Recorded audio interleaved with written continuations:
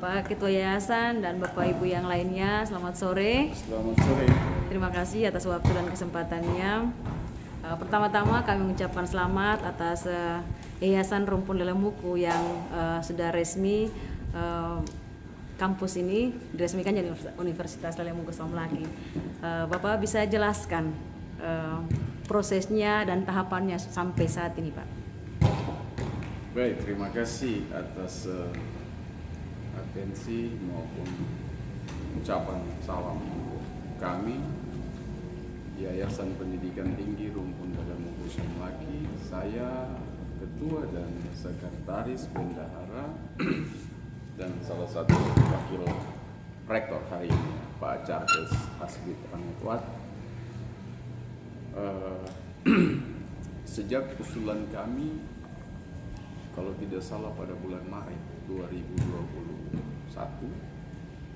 sampai hari ini, artinya kurang lebih 1 tahun, baru kami mendapatkan izin pendirian Universitas Lelemuku, bahwa penggabungan 4 sekolah tinggi STIESA, STIAS, STKIP, STIH Somlaki itu atas program akselerasi penggabungan dan penyatuan perguruan tinggi bagi yayasan-yayasan yang memiliki lebih dari 1 perguruan tinggi. Maka karena kami punya 4 perguruan tinggi, kami diikut sertakan dalam program akselerasi penggabungan dan penyatuan perguruan tinggi oleh pemerintah yang juga didanai oleh pemerintah untuk mengikuti program itu. Semua hal yang terkait dengan syarat-syarat, ada 3 syarat pokok yang dimintakan, yakni syarat 3 aspek ya. Aspek hukum itu harus dipenuhi, artinya bahwa legalitas yayasan, legalitas ke-4 sekolah tingginya itu harus dipenuhi. Legalitas yayasan itu terkait dengan akta pendirian yang kemudian disahkan oleh Kementerian Hukum dan HAM, kemudian izin penyelenggaraan 4 sekolah tinggi yang dimiliki oleh yayasan, status lahan kampus maupun syarat-syarat yang lain yang aspek hukum. Kemudian dari aspek hukum itu semua hal itu terpenuhi dengan sangat sempurna. Artinya pada saat visitasi akhir dari kementerian itu, dari 3 aspek yang jadi syarat bagi pendirian atau penggabungan 4 perguruan tinggi ini, aspek hukum itu tidak ada masalah sama sekali karena itu memenuhi syarat yang ditentukan oleh kementerian itu sendiri. Aspek yang kedua adalah aspek umum atau aspek sarana prasarana. Aspek ini salah satu hal yang paling prinsip di situ adalah sumber daya dosennya.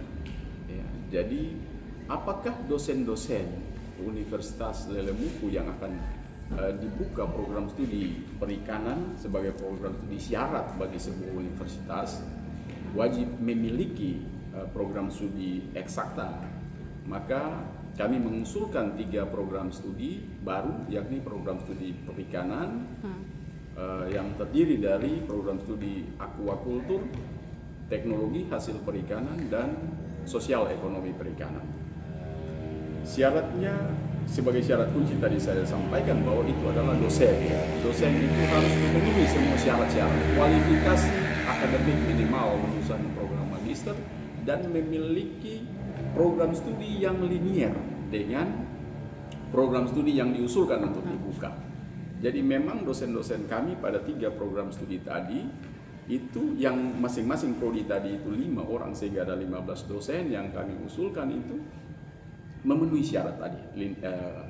Kualifikasi akademik lulusan program magister itu minimal dan punya ilmu yang linier ya. Itu syarat utama.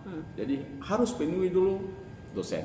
Kalau dosen tidak terpenuhi, sekalipun semua syarat lain sudah dipenuhi, tapi kalau aspek dosennya tidak siap, maka izin itu pasti tidak keluar. Kami telah melakukan rekrutmen untuk seluruh dosen-dosen yang ada pada ketiga program studi tadi, dan sampai hari ini semua 15 dosen itu ada di Somlaki. Ya, kami punya 15 dosen perikanan yang berdasarkan ketentuan negara itu sudah terpenuhi. Nah, selain aspek dosen tadi atau sumber daya manusia, juga terkait dengan sarana prasarana yang kami miliki. Ruang belajar, sarana perpustakaan, sarana lab komputer, aula, dan ruang-ruang belajar. Itu pun semua sudah memenuhi syarat. Kemarin saya ditugaskan oleh tim untuk menangani aspek hukum, Pak Sekretaris Yayasan ditugaskan oleh tim menangani aspek umum atau aspek sarana prasarana, dan syarat yang ketiga itu aspek keuangan yang kemudian langsung ditangani oleh Ibu Bendahara Yayasan untuk aspek keuangan. Nah, dari aspek keuangan juga syarat yang ketiga tadi juga kami memenuhi itu. Sekalipun dalam segala keterbatasan yang kami miliki, tapi oleh negara kami diakui bahwa pengelolaan dari aspek ketiga tadi, aspek keuangan itu dilakukan dengan sangat baik sekali. Bahwa negara melihat bahwa kami punya cash flow atau arus kas kami yang dikelola 1 tahun oleh yayasan itu kira-kira berapa. Nah, dari semua sumber-sumber penerimaan kami, aspek keuangan negara menilai bahwa kami memenuhi itu karena dari arus kas itu kurang lebih 5 sampai 6 miliar setiap tahun itu dikelola oleh Yayasan Lelemuku, dan semua harapan-harapan yang kira-kira negara pertimbangkan dalam pendirian universitas ini kira-kira yayasan mampu atau tidak. Sumbernya dari mana saja, Pak? Sumbernya dari mahasiswa, ya, dari mahasiswa yang sekarang merupakan satu-satunya satu-satunya sumber penerimaan yayasan itu mahasiswa. Selain mahasiswa, kami juga memperoleh bantuan-bantuan dana dari kementerian, ya, dari pemerintah pusat, tidak ada dari pihak swasta atau lainnya. Kalau dari swasta, dari Impex itu berupa bantuan beasiswa yang juga diperuntukkan untuk biaya studi mahasiswa tadi.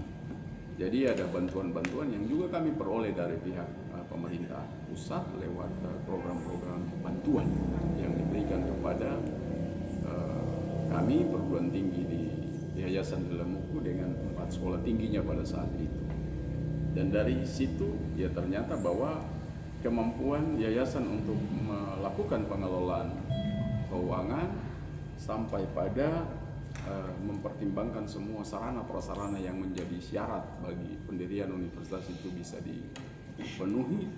Maka kemarin itu pada tanggal 8 Juni 2022 izin oleh Menteri Pendidikan dan Kebudayaan, Riset dan Teknologi itu bisa kami dapatkan kemarin tanggal 10.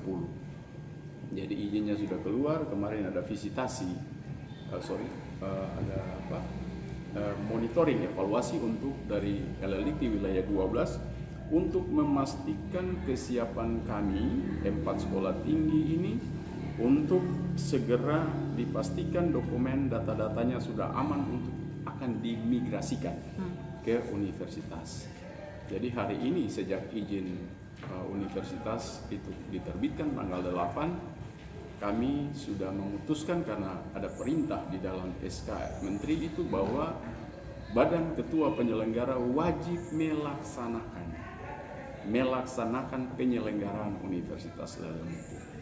Jadi secara otomatis izin operasional STIAS, STKIP dan STIH itu dinyatakan dicabut dan tidak berlaku lagi. Sejak kemarin? Sejak tanggal 8. Tanggal 8. Sejak berlakunya SK itu, izin STIAS, STKIP, STIH sudah dinyatakan dicabut dan tidak berlaku.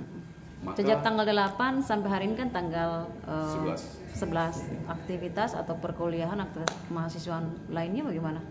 Aktivitas berjalan seperti biasa. Hari ini hari Sabtu dan tidak ada perkuliahan. Perkuliahan kami terakhir kemarin hari Jumat.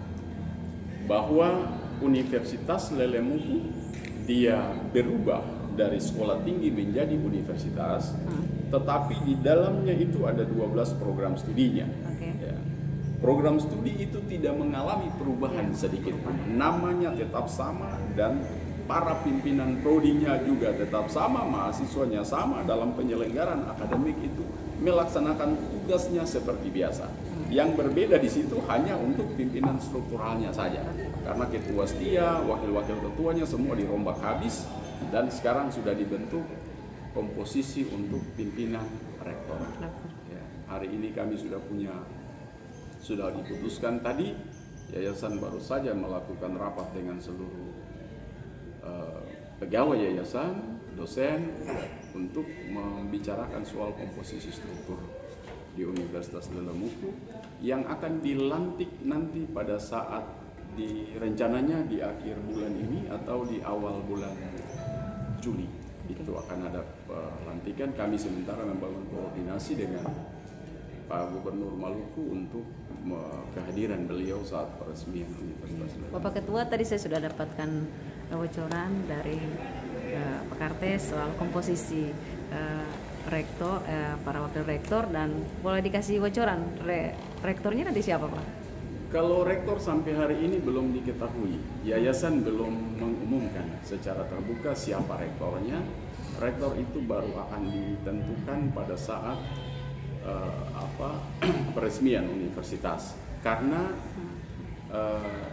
yayasan artinya kalau kita bicara soal mekanisme perekrutan atau pemilihan rektor, itu biasanya ada kuota 65% dan 35%.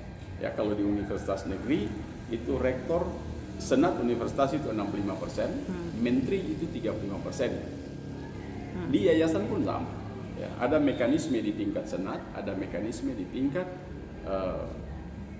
pimpinan yayasan. Pimpinan yayasan itu terdiri dari pengurus maupun pendiri, sehingga pimpinan yayasan pun harus berkoordinasi dengan pendiri, pembina untuk mendapatkan kepastian.